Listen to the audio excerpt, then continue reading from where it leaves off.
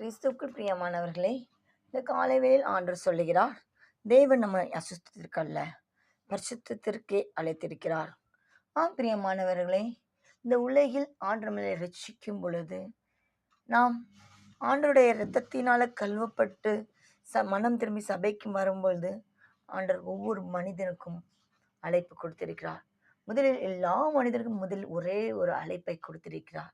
அது என்ன அழைப்புன்னா, பரிசுத்தமாய் வாழ வேண்டும். பிரியமானவர்களே, இந்த நாளில் பரிசுத்த ஜீவன் எந்த இடத்திலுமே பார்க்க முடியவில்லை. ஆனால் அதன் மத்தியில் ஆண்டவருடைய பிள்ளைகளாகிய நாம் பரிசுத்தமாக வாழ வேண்டும். இது பெரிய சவாலான காரியம்தான். அதனால் ஐடி ஃபீல்டாக இருக்கட்டும், எந்த இடத்துலையா இருக்கட்டும், ஃபோன்லையா இருக்கட்டும், பரிசுத்தமாக வாழ்வது மிகவும் கடினம் தான். ஆனால் தேவன் இந்த நாள் உங்களை பார்த்து சொல்கிறார், நான் உங்களை அழைத்ததே பரிசுத்தமாய் வாழ்வதற்காக, உங்களை ரட்சித்ததே பரிசுத்தமாய் வாழ்வதற்காக. கர்த்தர்